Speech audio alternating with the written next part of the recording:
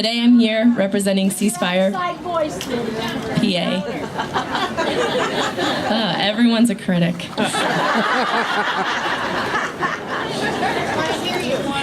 I know. We just want to hear you, hon.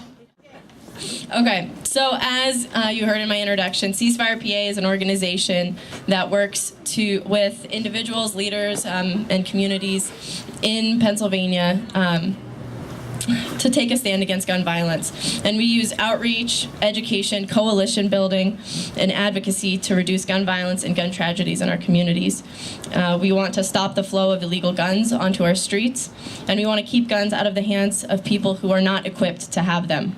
CeaseFirePA supports specific legislation to keep guns out of the hands of people who commit domestic violence, to close the loopholes in background checks that allow AR-15s and other long guns to be sold by private sellers without ever exchanging names with the buyers. And we want to pass legislation that bans bump stocks, which make it easier to fire rounds more quickly.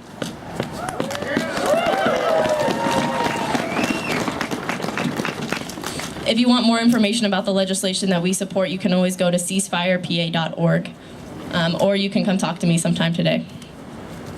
But besides being a volunteer for CeaseFirePA, I'm also a social worker and a therapist trained in trauma treatment.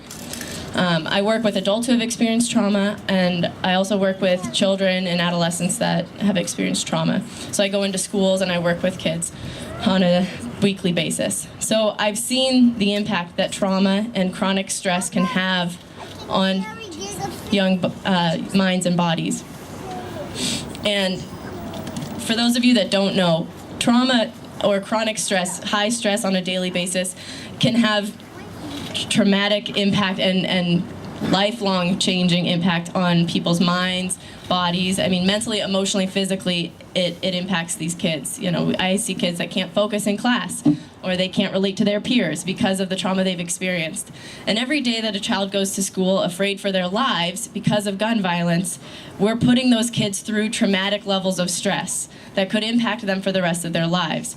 So every day that we do nothing, and every day that legislators do nothing, they're putting these kids through trauma. They're perpetuating the trauma that these children have had to experience.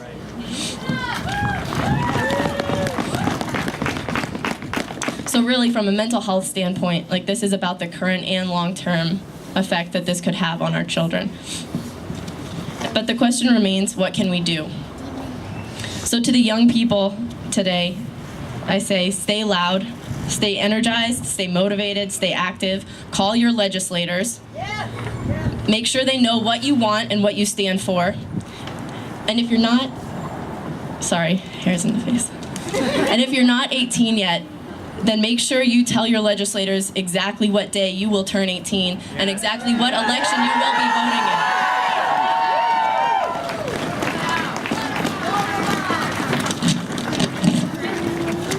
If you are 18, then make sure you know when and where to vote. Make sure you know who supports your values, and make sure you get out and vote and bring your friends.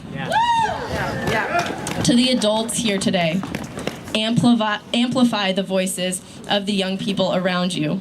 Listen to them. Encourage their participation in the political process, and embody the kind of support and leadership you would have wanted. Some people may try to convince us that having higher expectations for our country is naive, and that someday we'll be older and we'll know better. To that I say, to be hopeful is not to be naive. If being young is to be hopeful and idealistic and ambitious and bold, fearless and fiery and courageous, and if being old is to know better than to be those things, then I hope I am forever young, and I hope you all are forever young. Thank you.